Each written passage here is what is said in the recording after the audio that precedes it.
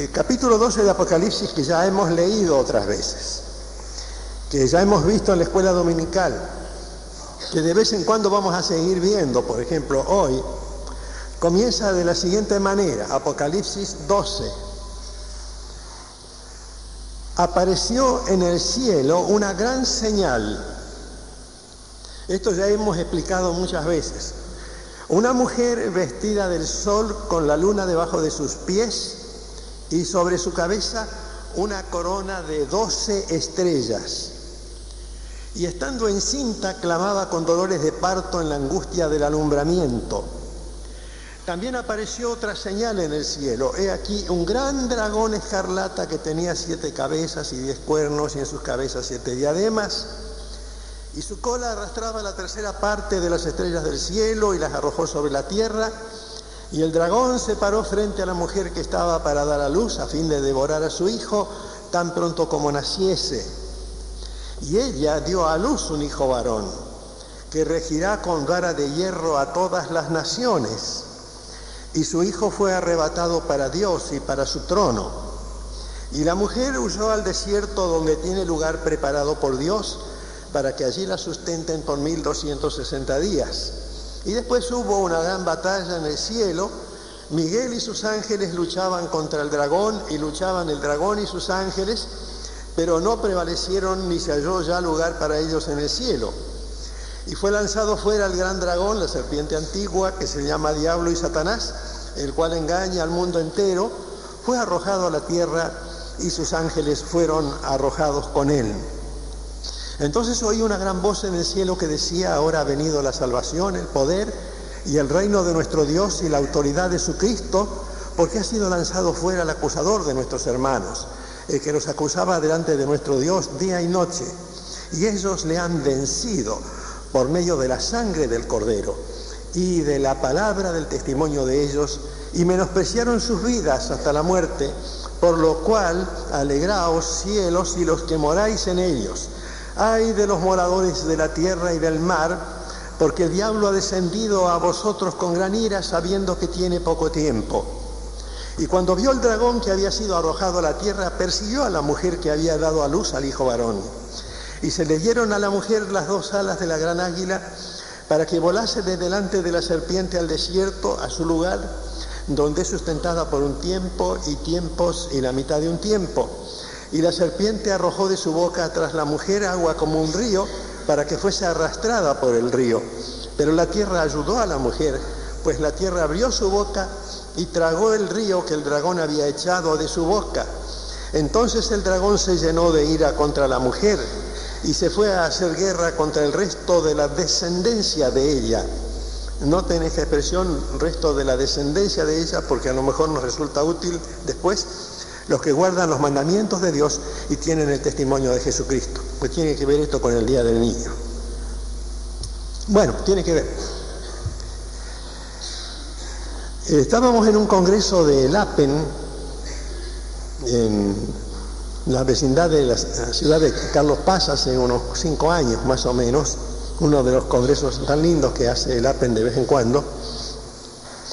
Y yo hablé sobre este dragón parado frente a la mujer que estaba para dar a luz a fin de devorar a su hijo tan pronto como naciese. Y señalé que en toda la Biblia siempre está Satanás aguardando para tomar posesión de los niños que van naciendo, particularmente aquellos que pueden accionar en la historia del pueblo de Dios. Este niño aquí nace de una mujer que representa a la nación de Israel, porque no es María. María no es perseguida por 1260 días, ni por tiempos y la mitad de un tiempo, ni tiene que escapar al desierto, ni el dragón echa un río sobre ella, de manera que esta no es María, esta es Israel, porque Israel se caracteriza por este símbolo de la corona de 12 estrellas. José soñó con que sus 11 hermanos eran 11 estrellas que se inclinaban a él. 11 estrellas más la de José son 12. Es el símbolo de Israel.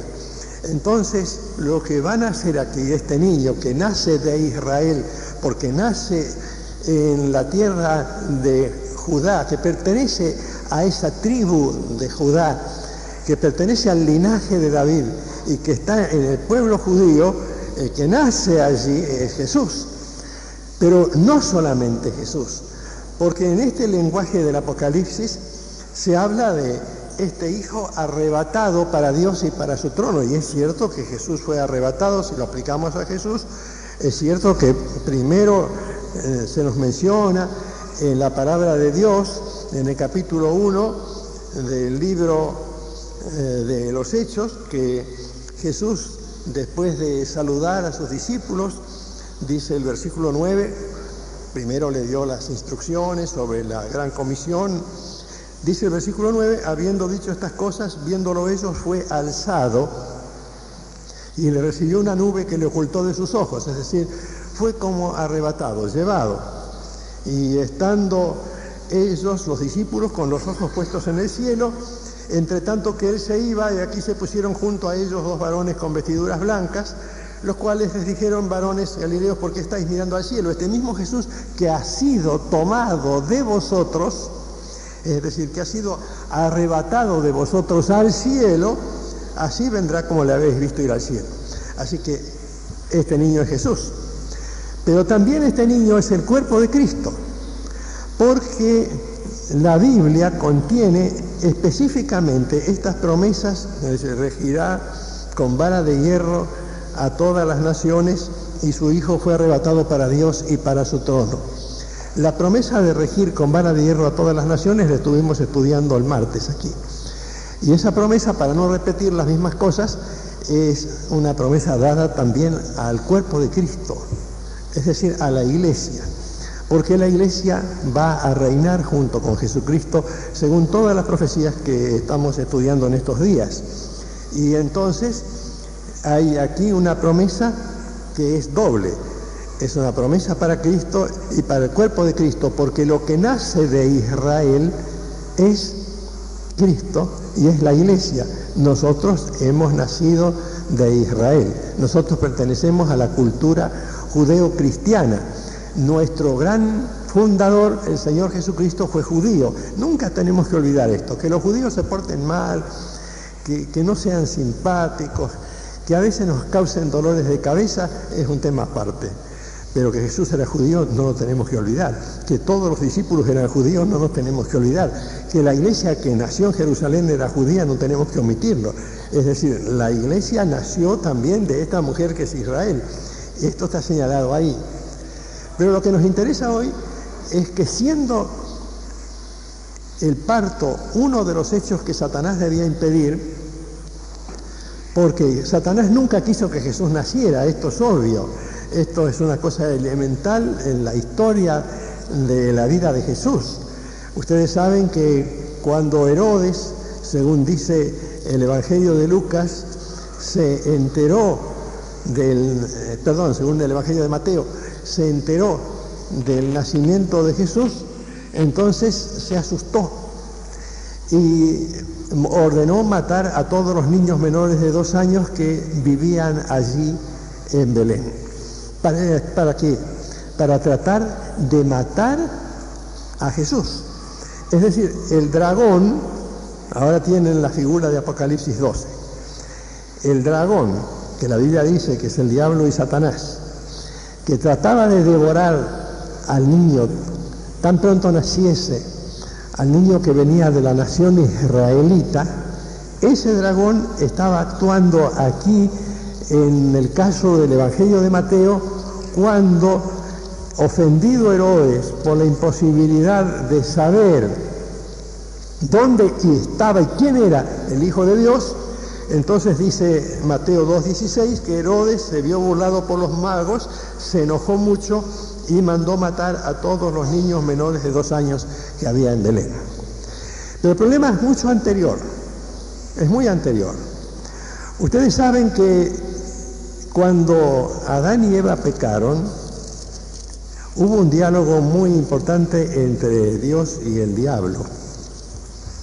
Ese diálogo está en Génesis en el capítulo 3, podemos leerlo desde el versículo 14. Aquí vamos a encontrar el mismo personaje que está en Apocalipsis 12. Jehová Dios dijo a la serpiente: por cuanto esto hiciste, es decir, por cuanto engañaste a Eva y a Adán, maldita serás entre todas las bestias y entre todos los animales del campo. Sobre tu pecho andarás, y polvo comerás todos los días de tu vida. Y pondré enemistad entre ti y la mujer, entre tu simiente y la simiente suya. Esta te herirá en la cabeza, y tú le herirás en el calcañar. Esta simiente de la mujer te herirá en la cabeza. Entonces el diablo tomó nota. Si la simiente de la mujer me va a herir en la cabeza, lo que tengo que hacer es destruir a los niños que representen la simiente de la mujer. Tengo que atacar. ¿Cuál fue el primer hijo de Adán y Eva? ¿Cómo se llamaba? Caín. La Biblia dice acerca de Caín una cosa que es muy interesante, nada edificante, por cierto, cuando nosotros encontramos la descripción en el capítulo 3 de la primera epístola de Juan. Capítulo 3 de la primera epístola de Juan. Dice allí que Caín era del maligno y mató a su hermano. Es decir, Caín fue capturado por Satanás. Si era la simiente, Satanás actuó rápidamente, capturó a Caín. Caín pasó a ser propiedad del diablo. Tomó a este niño y se apoderó de él. No era Caín un endemoniado, no dice la Biblia tal cosa, ni sugiere tal cosa, sino un instrumento de Satanás. Para decirlo mejor, un sacerdote de Satanás. Es lo que afirma Juan. Y no se olviden que Juan es el autor del Apocalipsis. Y no se olviden que Juan está familiarizado con todas las profecías de Daniel y con todo el Antiguo Testamento, porque escribió cuando tenía casi 100 años y había dedicado gran parte de su vida al estudio, porque él, después de estar desterrado en Patmos, volvió a Éfeso y siguió tomando el pastorado de aquella ciudad, siendo llevado a veces en una camilla y escribiendo. Y este tratado de Juan allí, que es la primera epístola, él está diciendo: Caín pertenecía al maligno. Si pertenecía al maligno, tenemos que ver qué hacía. ¿Qué hace un sacerdote de Satanás? Tiene que ofrecer un sacrificio humano. ¿Cuál sacrificio humano va a ofrecer? El de la simiente de la mujer, porque no le interesa que la simiente de la mujer llegue al punto culminante de la historia, donde ella, según lo que Dios le advirtió a Satanás, lo herirá en la cabeza. Es decir, había habido una advertencia de parte de Dios. La simiente de la mujer. Por eso les dije cuando estábamos leyendo Apocalipsis 12, acuérdense de la palabra la descendencia de la mujer. La simiente de la mujer. Esta simiente de la mujer estaba acá, subyacente, latente, allí, en la personalidad de Abel. Abel era la simiente de la mujer en ese momento, porque Caín había caído en manos del maligno. Era necesario impedir que Abel siguiera, porque hasta ese momento no había habido otros hijos. Siempre nos preguntan si Abel murió y quedó Caín, así que quedó solamente un hijo. No, la Biblia dice que tuvieron otros hijos. Dice capítulo 5 de Génesis que vivió Adán 130 años y engendró un hijo a su semejanza, conforme a su imagen, ya no a la imagen y semejanza de Dios, sino a su imagen propia de Adán, a su semejanza propia de Adán, y llamó su nombre Set. Y después dice, fueron los días de Adán, después que engendró a Set 800 años y engendró hijos e hijas.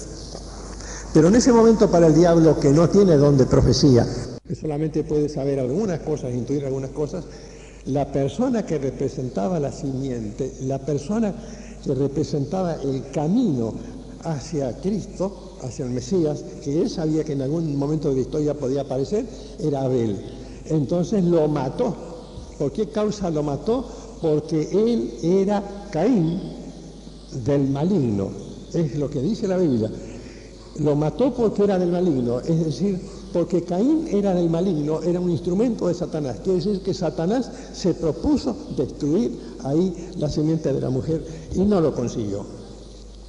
Como no lo consiguió, entonces siguió insistiendo, porque la Biblia es muy rica en toda clase de referencias que a veces nosotros pasamos por alto, pero obviamente los hombres se multiplicaron sobre la faz de la tierra, dice el capítulo 6, y les nacieron hijas, no solamente hijos, sino hijas también, hijas que eran hermosas.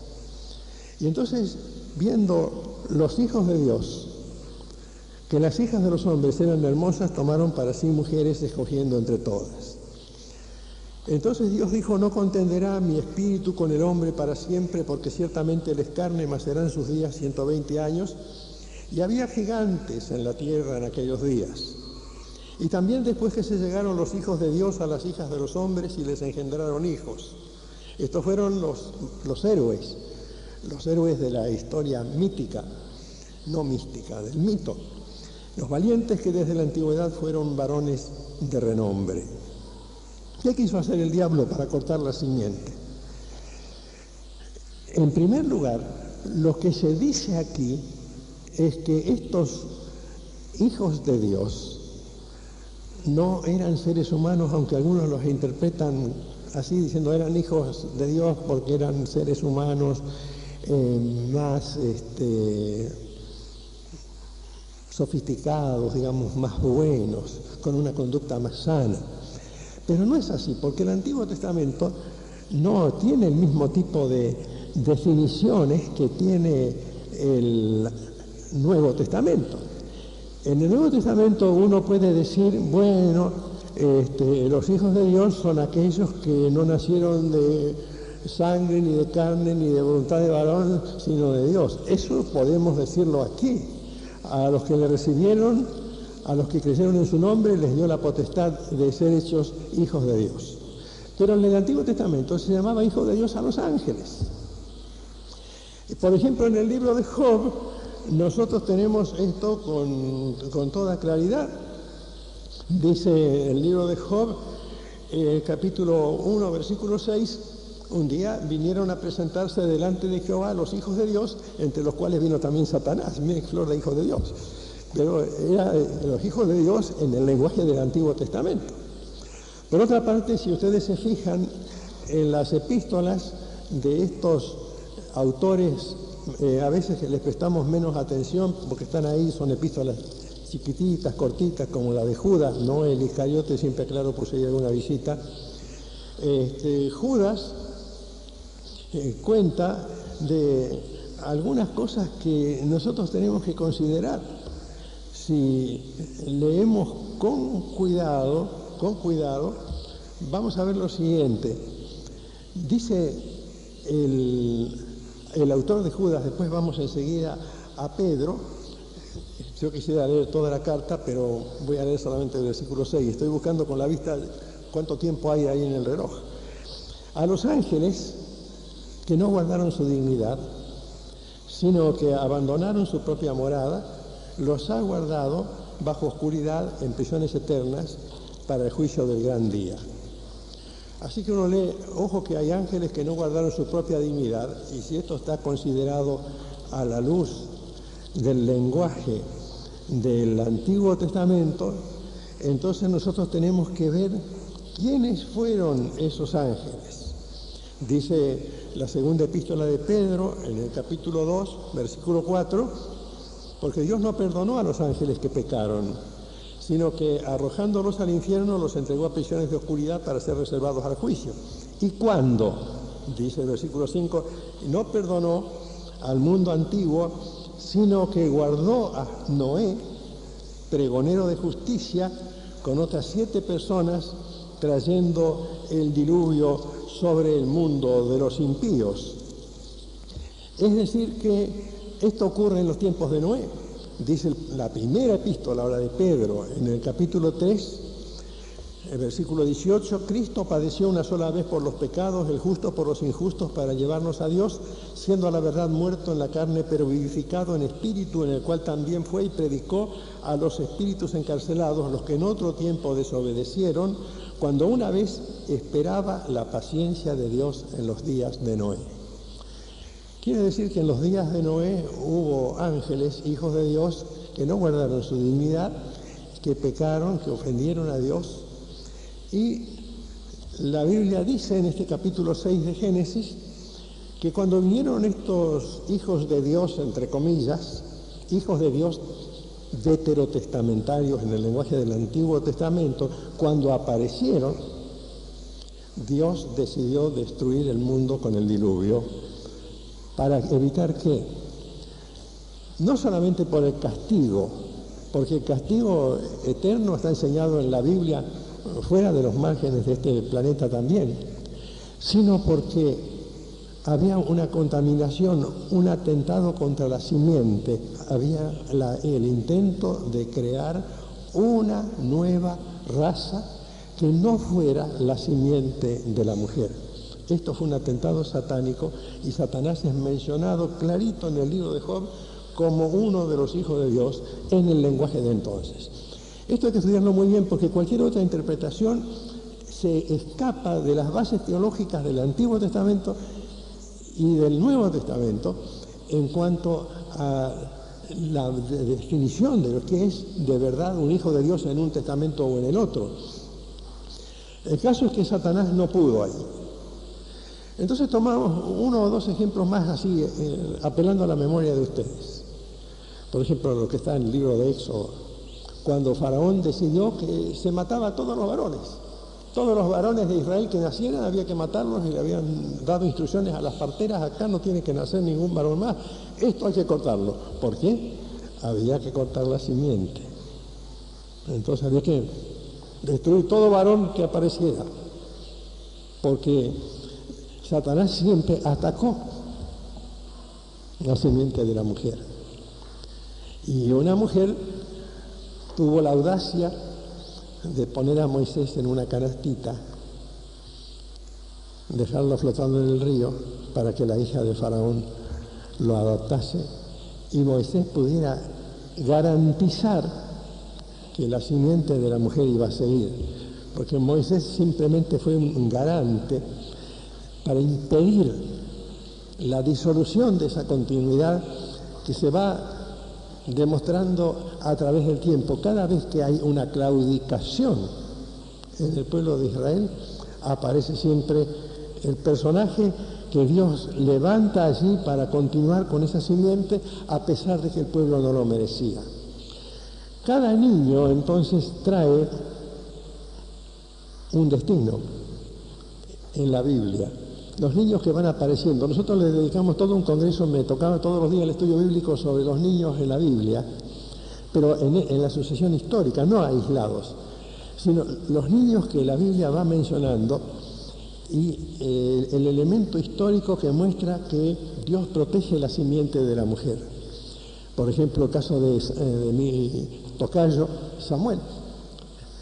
Cuando era niño, la mamá lo había dedicado al Señor y el Señor lo llamó a servirlo cuando estaba en el templo y Samuel fue el instrumento que Dios utilizó para instituir el reinado, aunque Dios se sentía agraviado porque no querían que él gobernase, que Dios mismo fuese el jefe, pero dijo Dios, ya que no me quieren a mí, muy bien, les voy a dar un rey.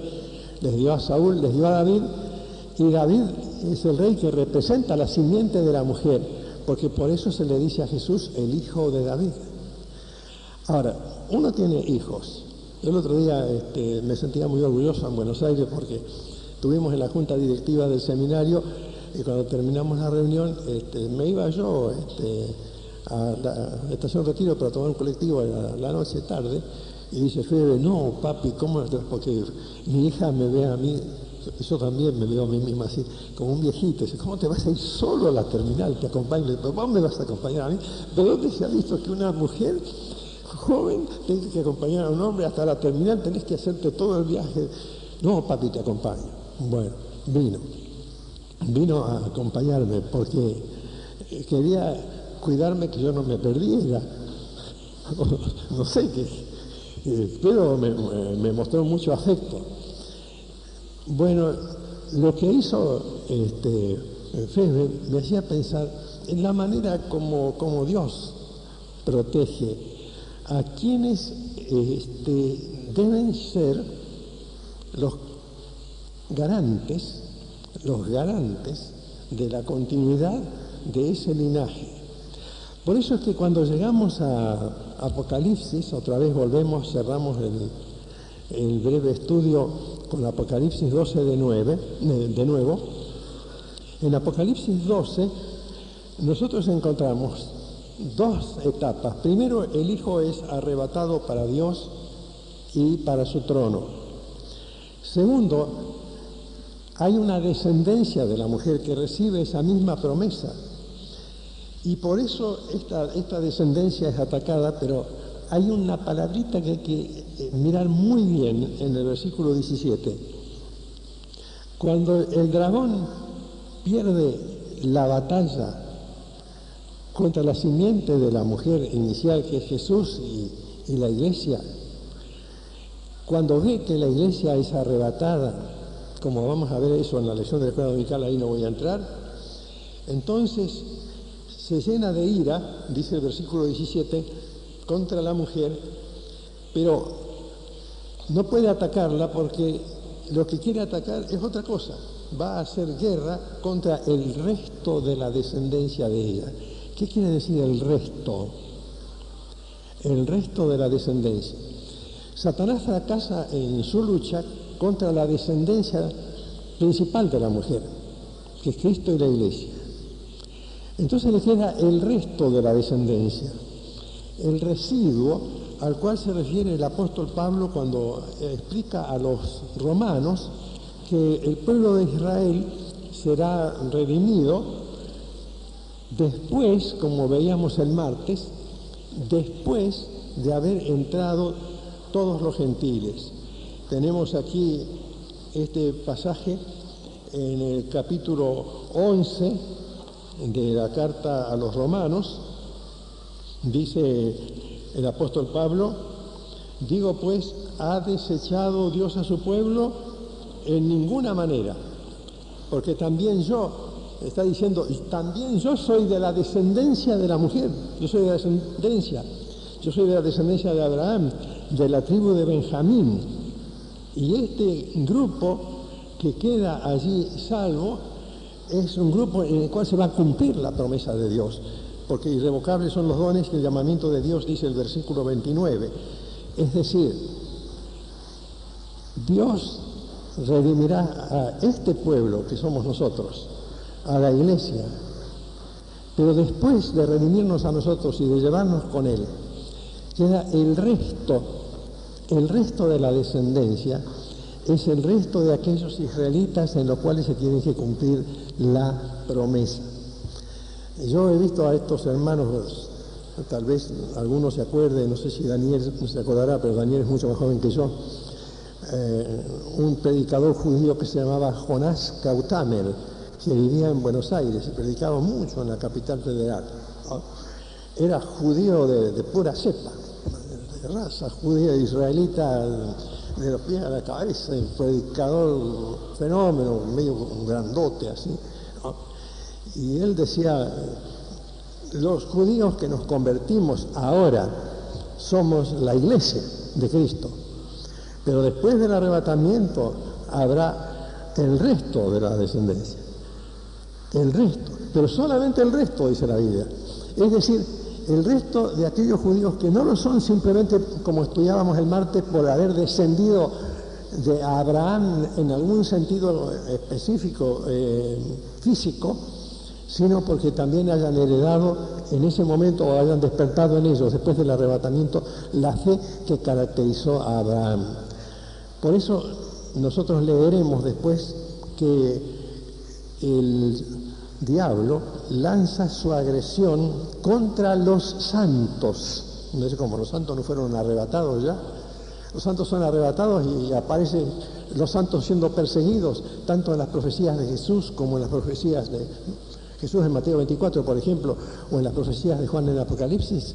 Sí, los santos son arrebatados, unos, que somos nosotros, otros son el resto que queda, que tiene que sufrir todo ese periodo de la gran tribulación, porque de alguna manera tienen que sufrir las consecuencias de no haber aceptado a Jesús a su debido tiempo. Esto lo vamos a continuar diciendo después. Pero veamos en nuestros niños, que nos siguen queriendo cuando somos grandes, y que dejan de ser niños y dejan de estar en el día del niño, y que sin embargo están allí continuando nuestra herencia espiritual, si les hemos transmitido ese mensaje, que formen parte de la simiente de la mujer, del linaje de los redimidos, del grupo que será arrebatado. Amén.